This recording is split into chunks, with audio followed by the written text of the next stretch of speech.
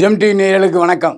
இப்போது நாம் பார்க்க போவது இஎம்ஐ மாதத்தவணை படத்தின் திரை விமர்சனம். மாதத்தவணை படத்தில் சதாசிவம், சின்ராஜ், சாய் தன்யா, பேரரசு, பிளாக் பாண்டி, செந்தி குமாரி மற்றும் பலர் நடித்திருக்கிறார்கள். கதை, திரைக்கதை, வசனம் எழுதி இயக்கியிருக்கிறார் சதாசிவம் சின்னராஜ். சதாசிவம் சின்னராஜ் இந்த படத்தின் கதாநாயகனும் கூட. எல்லாரும் என்டர்டெயின்மெண்ட்டுக்காக படம் எடுப்பாங்க. 4 குத்து பாட்டு, 2 சண்டை, 2 காமெடி, 4-5 சீன்கள் வச்சு படம் எடுப்பாங்க.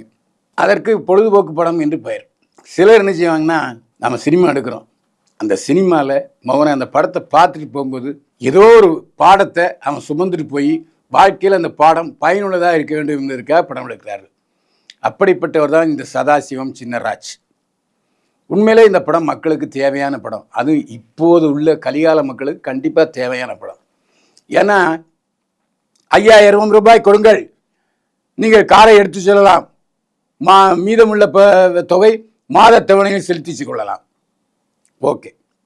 50,000 ரூபாய் செல்ஃபோனை நீங்கள் 1000 ரூபாயை செலுத்தி பெற்றுக்கொள்ளலாம், மீதி இஎம்ஐ மூலம் செலுத்தி விடலாம். இப்படி எல்லா இடத்துலையும் இருந்து தவணை தவணை தவணை தவணை, வீடா தவணை, அப்படி டிவியா தவணை, இப்படி எல்லாமே தவணை முறையில் கொடுக்க ஆரம்பித்து விட்டார்கள்.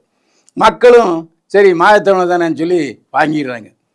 ஆனால் மோனே இந்த கடன்பட்டார் நெஞ்சன் போல் கலங்கினான் இலங்கை வேந்தன்னு சொன்னான் பார்த்தீங்களா, அது கரெக்டுங்க. மோனை நீங்கள் கடன் வாங்கிட்டீங்க, மாதத்தவணை கட்டலாம் வச்சுங்க, அதாவது நிற்க வச்சு தோலை உரிச்சிடுவான் கடன் கொடுத்தவன். ஏன்னா அதுக்கெல்லாம் சில குண்டாஸ் இருக்காங்க, சில பேர்வழி இருக்காங்க. நீங்கள் வெளியில் பைக்கு நிறுத்திங்கன்னா மைக்கை தூக்கிட்டு போயிடுவான். இஎம்ஐ கட்டலண்ணா, காரை தூக்குனா காரை இப்போ ரோட்டில் போகும்போது இறக்கி எடுத்துகிட்டு போயிடுவோம். இதுதான் மாதத்தவணை. ஆக ஆரம்பத்தில் நம்ம மாதத்தவணைன்னு சொல்லிவிட்டு ஜாலியாக வாங்கிடுறோம். அவன் வசூல் பண்ணுறதுல உங்கள் உயிரே எடுத்துருவான். இதாங்க கதை. இதற்கு மேலே நம்ம விளக்கம் சொல்ல வேண்டிய தேவையே இல்லை. இந்த சதாசிவம் சின்னராஜ் மிக அருமையாக இந்த இஎம்ஐ வாங்கிட்டு கல்யாணம் பண்ணிட்டு படுற அவசருக்கு ஜென்மத்துக்கு நீங்கள் யாரும் நான் பற்றவே கூடாது. முடிஞ்ச வரைக்கும் எவ்வளோ சம்பளம் வருதோ அதுக்குள்ளே சாப்பாடு வாடகை எல்லாத்தையும் கட்டிட்டு பேசாமல் இல்லைன்னா பட்டினிக்கிடங்க.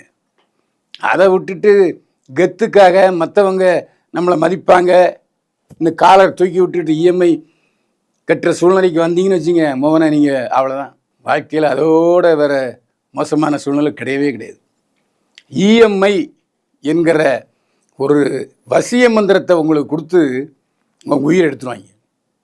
அதனால் உங்களால் முடிஞ்சதுன்னா நீங்கள் மாதத்தவணை கட்டுற அளவுக்கு வீடையோ காரையோ வாங்குங்க. உங்களால் கட்ட முடியல, மாதத்துக்கு இவ்வளோ தான் வருது, இஎம்ஐ இதுக்கு போனால் சோத்துக்கு நிச்சயம் அப்படி நினச்சிங்கன்னா தயவு செய்து மாதத்தவணைக்கு கடன் வாங்கி எந்த பொருளையோ வீட்டையோ வாங்காதீங்கிறது தான் இந்த படத்தினுடைய கதை. இந்த படத்தில் பிளாக் பாண்டி ரொம்ப அருமையாக நடிச்சிருக்காரு. என்னென்னா நண்பன் தானே, நண்பனுக்காக என்ன உதவியும் செய்யலாம் அப்படின்னு சொல்லிட்டு நண்பனுக்காக 2 வீலருக்கு கடன் பத்திரத்தை கையெழுத்து போட்டுருவார். கடன் வாங்கினவன் என்ன செய்வான், நேராக வந்து இவருடைய பிளாக் பாண்டி ஒரு பொண்ணோட போயிட்டுருப்பார், வருங்கால மனைவின்னு சொல்லுவார். நிறுத்தி பிடுங்கிட்டு போயிடுவார் சன் டிவி ஆதவன். ஏன்னா சன் டிவி ஆதவன் பேங்க் ஆள். இப்படியாக படம் முழுக்க இரத்தத்தை உறைய வைக்கும் காட்சிகள். அதாவது அம்மாக்காரி அடிபட்டுருவா, மாதத்தவணையில் வாங்கு காரில் அம்மாவை ஏற்றிட்டு ஆஸ்பத்திரி போவான், வழியில் பிடிங்கிடுவாங்க. இப்படி நிறைய காட்சிகள் நம் மனதை பாதிக்கிற காட்சிகள் நிறைய அதிகம். அதனால் இந்த மாதிரி படம் பார்த்தோம்னா சத்தியமாக சொல்கிறேன், 100க்கு ஒரு 60 பேர் 70 பேராவது இனிமேல் கடன் வாங்கக்கூடாது அப்படிங்கிற முடிவில் இருப்பாங்க. அப்படியே வாங்கினாலும் அன்னைக்கு படம் பார்த்தீங்களா இஎம்ஐ மாதத்தவணை தேவையாகுது, பேசாமல் இருங்க, 2 வீலர் வச்சுங்க, கார் அப்புறம் வாங்கலாம், சம்பளம்லாம் வாய்ந்த பிறகு ஜாக்பாட் அடித்த பிறகு வாங்கலாம் அப்படின்னு சொல்லிடுவாங்க. அந்த மாதிரி ஒரு படம். செந்தி குமாரி அம்மாவா மிக அருமையாக நடித்திருக்கிறார். கடைசி நேரத்தில் தாங்கிட்ட இருந்த ஒரே சொத்தான இடத்த கூட விற்கிறதுக்கு தன்னுடைய பையனுக்கு அந்த பத்திரத்தை கொடுப்பாங்க.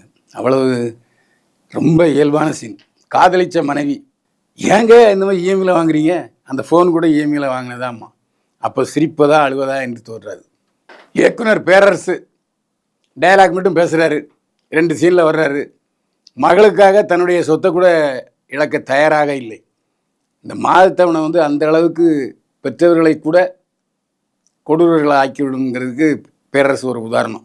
சாய் தான்யா, மிக அழகான முகம், வருங்காலத்தில் பெரிய கதாநாயகியாக வருவா. அருமையான நடிப்பு, பாந்தமான முகம், நல்லா நடிச்சிருக்காரு சாய் தான்யா.